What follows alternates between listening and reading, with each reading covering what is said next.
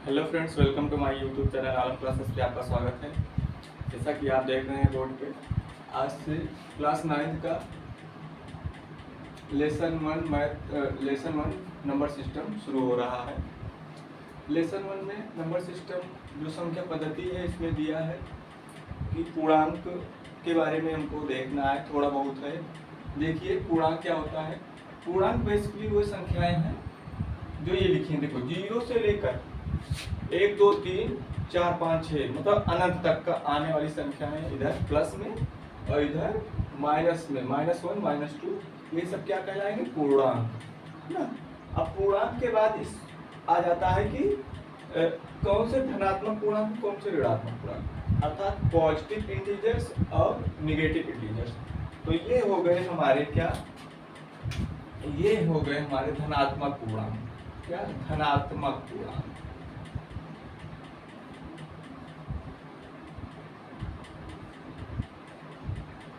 धनात्मक पूर्णांक ये हो गए ऋणात्मक पूर्णांक।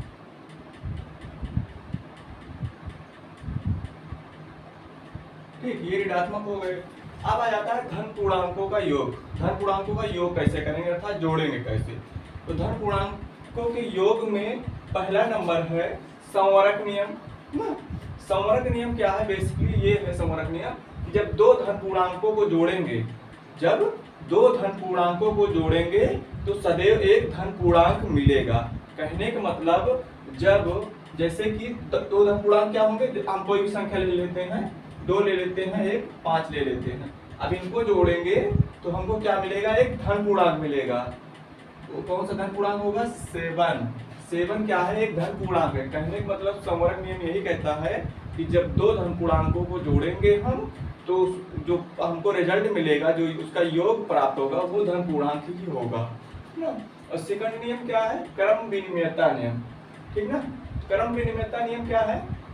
क्रम विनिमयता नियम का मतलब क्या है कि धन पूर्णांकों में क्रम के बदलने से उसके परिणाम पर कोई फर्क नहीं पड़ेगा। कहने का मतलब ये है कि अगर हम 2 और 5 को जोड़ेंगे तो 7 आएगा। ठीक ना। अगर हम इसका क्रम बदल दें, पहले 5 लिख दें, बाद में 7 लिखें, बाद में 2 लिखें, तो देखो इसका क्रम बदल गया, फिर भी 7 आ रहा है। तो क्रम विनिमयता नियम यही कहता है कि पूर्णांकों का क्रम बदलने से इसके परिणाम में कोई परिवर्तन नहीं होगा। यही है क्रम विनिमयता नियम। सहचर नियम क्या है?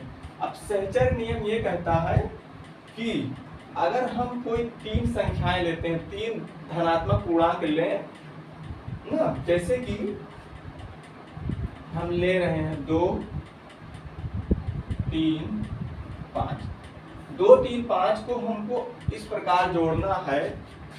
देखो अगर हम इसको ऐसे जोड़ते हैं, यहाँ प्लस लगाते हैं, तो फिर भी इसका रिजल्ट क्या आएगा? देखो 2 + 3 कितना हुआ? 5। ब्रैकेट के अंदर वाला हो गया, 5 ही बचा, बराबर 10 आया। अगर हम इसको ऐसे ना करके 2 + 3 + 5 इन दोनों को पहले जोड़ लेते हैं, तो 5 3 8 हो जाएगा। 2 + 8 बराबर 10। फिर भी परिणाम हमको सेम प्राप्त हुआ। यही है सहचर्य नियम ना। उम्मीद करते हैं आप लोग समझ गए होंगे। अब हम आगे चलते हैं सवाल पे। देखिए सवाल पे क्या भी धनात्मक क्या बोलते हैं, धनात्मक पूर्णांकों का गुणा भी है। ऐसे गुणा भी है, संवरक नियम है, क्रम विनिमयता नियम है, और ये सहचर्य नियम है। ऐसे उसमें भी सेम टू सेम, ऐसे उससे कोई फर्क नहीं पड़ता। हम सीधा चलेंगे प्रश्नावली पे ना। 40 के बीच समस्त धन पूर्णांक लिखिए। देखिए हमने क्या बताया कि 0 से लेकर अनंत तक की जितनी भी संख्याएं वो धन पूर्णांक के आती हैं प्लस में, और 0 से लेकर माइनस वाली अनंत तक धन ऋण पूर्णांक आती हैं। तो कह रहा है कि धन पूर्णांक लिखना है 20 और 40 के बीच।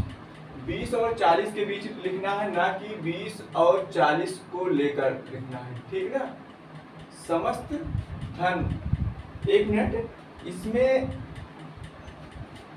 समस्त धन पूर्णांक की जगह पे शायद ये सवाल है कि 20 और 40 के बीच समस्त सम धन पूर्णांक लिखिए, समस्त नहीं है, सम है, ठीक, सम धन पूर्णांक लिखिए, ठीक ना, सम धन पूर्णांक है। तो आप 20 और 40 के बीच सम धन पूर्णांक लिखिए। तो 20 से नहीं लेना है, 20 के बाद लेना है, वो भी सम लेना है। तो पहला नंबर क्या आ जाएगा, 22, 22 हो गया ना, 24 हो गया, ठीक, 26 हो गया, 28 हो गया, 30 हो गया, 32 हो गया, 34 हो गया, 36 हो गया, ये 38, ये हो गया हमारा सवाल। 20 और 40 के बीच समस्त सम धन पूर्णांक यही है ना, 22, 24, 26। सम धन पूर्णांक क्या हो, कौन से मतलब पूर्णांक है, जो 2 से कट जाए उसको सम बोलते हैं, आप लोगों ने पढ़ा होगा ना। तो ये सम धन पूर्णांक हो गए, ठीक। अब दूसरा सवाल नंबर 2 है। सवाल नंबर 2 कह रहा है कि 1 से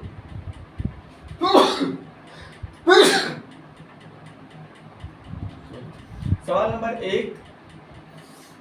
नंबर 2 क्या है, कह रहा है कि 1 से 100 तक अभाज्य धन पूर्णांक ज्ञात कीजिए। 1 से 10 तक अभाज्य जो किसी से ना कटे, 1 से 10 तक, ठीक। तो 1 से हमको लेना है, तो नंबर 2 होगा, 2 या तो स्वयं से कटेगा और या तो 1 से कटेगा। 1 से नहीं मतलब हमको जो किसी से भी ना कटे, 1 से छोड़ दो, 1 से तो सब संख्याएं कट जाएंगी। तो पहला है 2, उसके बाद है 3 ना, उसके बाद 5, उसके बाद क्या है 7। यही 4 संख्याएं हैं 1 से 10 तक जो अभाज्य धन पूर्णांक हैं, अभाज्य है और धन पूर्णांक भी हैं, ठीक है ना। कहने का मतलब अभाज्य वे संख्याएं होती हैं जो या तो स्वयं से कटती हैं या तो खुद से कटती हैं, वही अभाज्य संख्याएं कहलाती हैं। अभाज्य धन पूर्णांक हम इसको धन में लिए हैं ना, सब धन में है, प्लस में है सभी। तीसरा सवाल क्या है, 2 × a + 1 मतलब 2 × 2 गुणे a + 1 का क्रमानुयायी पूर्णांक ज्ञात कीजिए। कहने का मतलब इसके आगे आने वाली संख्या क्रमानुयायी, इसके क्रम के आधार पर आने वाली संख्या क्या होगी। तो मान लो यहाँ पे a का मान कुछ भी हो, तो 2 से गुणा करेंगे, +1 जोड़ेंगे।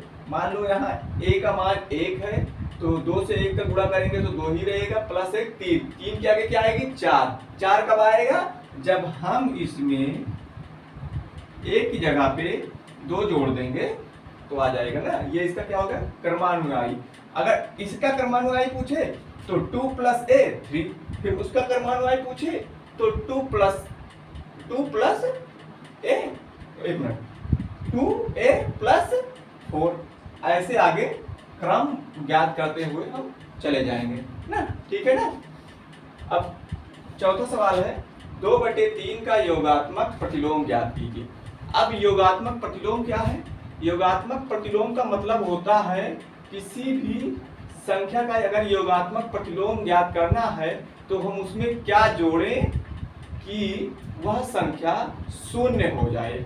अगर हम इसमें 2/3 में योगात्मक प्रतिलोम निकालना है तो हम इसमें क्या जोड़ें कि यह संख्या 0 हो जाए। अगर हम 2/3 में -2/3 जोड़ देंगे तो उसका क्या हो जाएगा, योगात्मक प्रतिलोम, ठीक है ना। 2/3 का योगात्मक प्रतिलोम क्या होगा, -2/3। अगर योगात्मक पूछ रहा है, योग करके मतलब क्या जोड़ा जाए कि 0 आ जाए, तो हम इसमें अगर 2/3 में ये जोड़ देंगे तो 0 आ जाएगा। देखो कैसे 0 आएगा, हम ब्रैकेट में इधर कर ले रहे हैं, 2/3 प्लस ब्रैकेट, क्योंकि ये माइनस में ले रहे हैं तो यहाँ पे -2/3 ना, ये हो गया ब्रैकेट का। अब इसको जब ब्रैकेट हम खोलेंगे 2/3, ये माइनस ये प्लस ये माइनस हो गया माइनस, ठीक ना, 2/3 ये कट गया बराबर 0। तो इसका योगात्मक प्रतिलोम क्या होगा, -2/3। अगर कहीं भी आपको पूछे योगात्मक प्रतिलोम तो उसी का जिस संख्या का पूछे उसी में माइनस लगा देना है बस, ना। ये तो समझ लिए कि कैसे होगा ना। अगर ऐसे पूछता है तो उसी में माइनस, उसी संख्या में माइनस लगा देना, ठीक है ना। हम आगे बढ़ते हैं आगे सवाल की तरफ। देखिए 5वां क्वेश्चन है, -5 का गुणात्मक प्रतिलोम ज्ञात कीजिए। अभी तक हमने इसके पहले जो सवाल नंबर 4 था उसमें हमने योगात्मक प्रतिलोम देखा है, इसमें गुणात्मक प्रतिलोम। उसमें हमने क्या देखा कि जोड़ने के बाद उसमें क्या जोड़ा जाए कि शून्य आ जाए, और इसमें हमको बताना है जब योग गुणात्मक हो तो इसमें ये बताना है कि क्या गुणा किया जाए कि 1 आ जाए, +1 आना चाहिए, ना कि -1, +1 आना चाहिए। हम इसमें -5 में किससे गुणा कर दें कि +1 आ जाए। तो हम क्या करेंगे, इसी का अगर वैसे आपको लिखना है तो इसी का बटा कर देते हैं, इसी का उल्टा कर देते हैं, -1/5 से अगर इसमें हम गुणा कर देते हैं तो ये क्या हो जाएगा, 1 आ जाएगा। देखो कैसे, अगर हम -5 में -1/5 का गुणा करते हैं तो क्या आएगा, देखो कैसे 1 आता है, माइनस से माइनस कट जाएगा, 5 से 5 कट जाएगा, यहाँ बचा 1, 1 × 1 करेंगे तो बराबर 1 आएगा, 1 आ गया ना। तो गुणात्मक प्रतिलोम ज्ञात करने के लिए हम क्या करते हैं कि उस संख्या में किस संख्या से गुणा किया जाए कि वो 1 हो जाए। तो -5 में हम अगर 1/-5 का गुणा करते हैं तो क्या आएगा, इसका गुणात्मक प्रतिलोम पता हो जाएगा। अब उसके बाद प्रश्न नंबर 6 है, P+Q और P-Q को योगात्मक प्रतिलोम में लिखिए। भाई देखो, आपको अभी हमने बताया योगात्मक, कहीं कहीं योगात्मक लिखा रहेगा, कहीं कहीं योज प्रतिलोम लिखा रहेगा, तो उसका मतलब एक ही होता है, समझ गए ना। अब P+Q को हम क्या लिखेंगे, माइनस इसी में लगा देंगे, हमने बताया भाई क्या इसमें क्या जोड़ेंगे, 0 हो जाए। अगर हम इसी में P+Q में अगर -P+Q कर देते हैं तो क्या आएगा, इसका योग प्रतिलोम आ जाएगा। देखो ये माइनस इसमें, ये माइनस हो जाएगा, ये माइनस ये हो जाएगा, तो सब कट जाएगा, आ जाएगा 0। इसी तरह P+Q में हम क्या जोड़ दें कि ये 0 हो जाए, P-Q में हम क्या जोड़ देंगे, 0 हो जाए। अगर हम इसमें से P घटा दें, हम Q जोड़ दें तो ये भी 0 हो जाएगा। देखो कैसे, अगर हम इसमें प्लस करते हैं -P+Q, अगर इस प्लस को हटाएंगे तो ये हो जाएगा P-Q, ये -P हो जाएगा, ये +Q हो जाएगा, तो -P से -P कट जाएगा, -Q से +Q कट जाएगा, बराबर आ जाएगा 0। तो इसका उत्तर ये होगा और इसका उत्तर ये होगा। समझ गए ना आप लोग। चलिए आगे देखते हैं, x के किस मान के लिए कह रहा है, x के किस मान के लिए 5 गुणे या 5 into bracket 3 × 2 equal to 5 × 3 into x। कह रहा है x को यहाँ पे किस मान के, या x मतलब x की जगह पे हम क्या रखें, इसके बराबर हो जाए ना, इसके बराबर हो जाए। देखो ये कितना आ रहा है, 2 तिहाई 6, 6 पंचे 30, ये 30 हो रहा है, ये 5 तिहाई 15। हम यहाँ पे x का क्या मान रखें कि इसके बराबर हो जाए, तभी तो सत्य होगा भाई। इसके बराबर इसको रख रहे हैं तो इसको बराबर तो करो पहले, x का क्या मान रखें। तो हम देखिए क्या करते हैं, पहले इसको गुणा कर लेते हैं पूरे को, ये 6, देखो 3 दूनी 6 और 6 पंचे 30, ये हो गया 30, इधर का पार्ट 30 हो गया और इधर का पार्ट क्या हो गया 15, ठीक, गुणे x, ठीक ना, गुणे x। इधर 15 गुणे में है, अगर इस वाले चिन्ह की इधर हम 15 को भेजते हैं तो ये हो जाएगा भाग में, अगर गुणा रहेगा तो भाग हो जाएगा, भाग रहेगा तो गुणा हो जाएगा, माइनस रहेगा तो प्लस हो जाएगा, प्लस रहेगा तो माइनस हो जाएगा।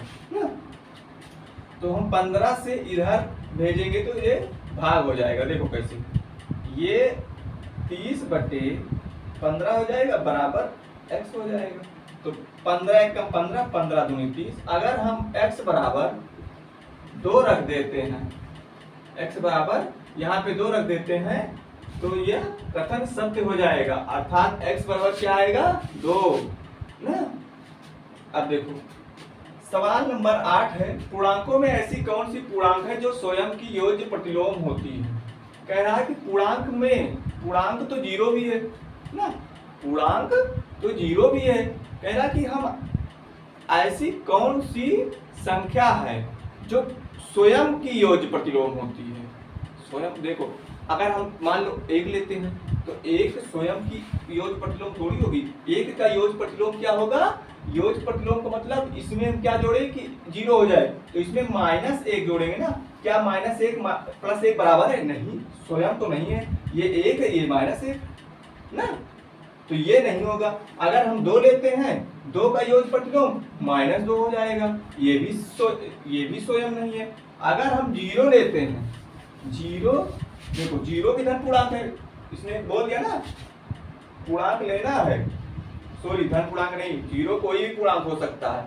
0 पे ना तो प्लस का असर होता है ना माइनस का असर होता है, क्योंकि वो 0 ही रहता है। 0 की अपनी अलग पहचान है भाई, देख लो यहाँ पे, उसको कोई भी चिन्ह प्रभावित नहीं कर सकता। हर संख्या को चिन्ह पर प्रभावित कर सकता है, लेकिन 0 को कोई भी चिन्ह प्रभावित नहीं कर सकता। देखो कैसे, अगर हम 0 का योज्य प्रतिलोम निकालते हैं, यहाँ पे 0 का योज्य प्रतिलोम हम -0 रखते हैं। -0 का मतलब क्या है, 0, 0 का मतलब क्या है, 0, तो स्वयं का ये क्या हो जाएगा, योज्य प्रतिलोम। समझ गए ना आप लोग? उम्मीद है आपको अच्छे तरह से समझ में आ गया होगा।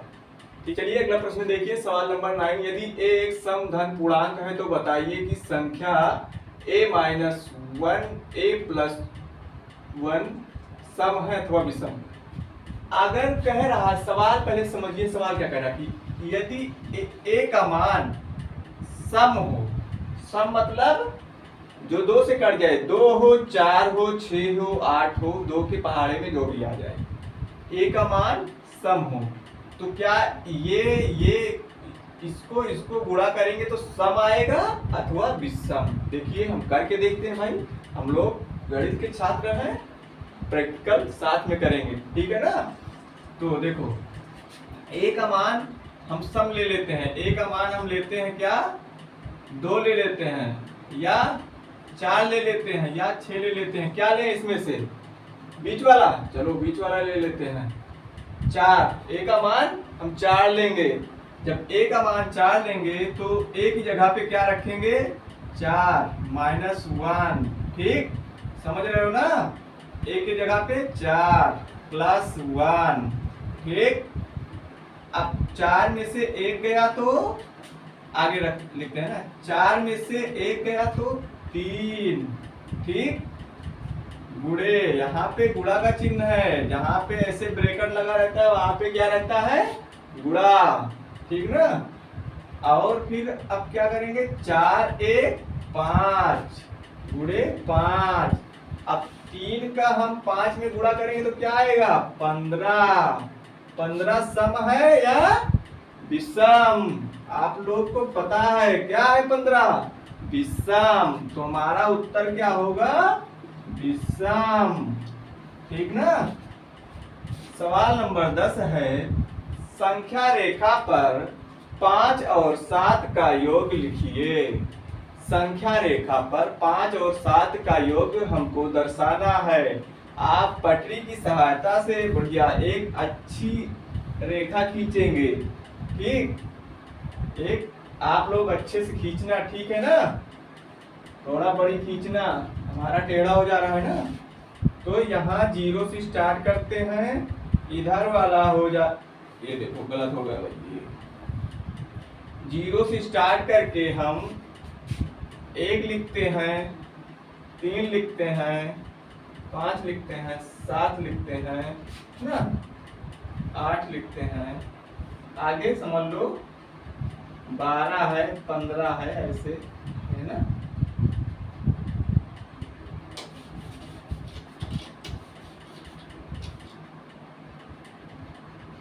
पाँच, 7, 12, 15 ना, ऐसे मान लो कोई संख्याएं ऐसे हैं, यहाँ से 1 2 3 ऐसे लिखेंगे तो बहुत लंबा हो जाएगा। इधर भी -1 ले लो, -1 ले लो, -2 ले लो, ऐसे dot dot dot dot dot dot इधर ले लो। तो हमको 5 और 7 का योग संख्या रेखा में दर्शाना है। 5 और 7 का योग, योग मतलब जोड़। 5 और 7 का जोड़ क्या आएगा, फटाक से बताओ। 5 और 7 का जोड़ बताओ जल्दी।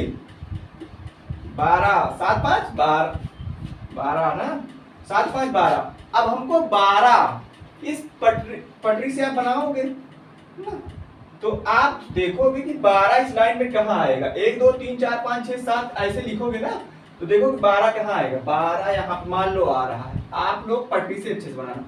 तो यहीं पे ऐसे इसको गोला करके हम क्या लिख देंगे, ये क्या है, 5 और 7 का योग है। बस सवाल हो गया, ठीक ना। अब देखिए आज 10 सवाल पूरे हो चुके हैं। इसके आगे का हम कल पढ़ाएंगे ना। तब तक के लिए आप इसका रिवीजन करिए, इसको पढ़िए, और आगे की क्लास के लिए आप लोग भाई जो YouTube पे करते हैं सब्सक्राइब करिए, लाइक वाइक करिए ना, घंटी वंटी बजा दीजिए आप लोग।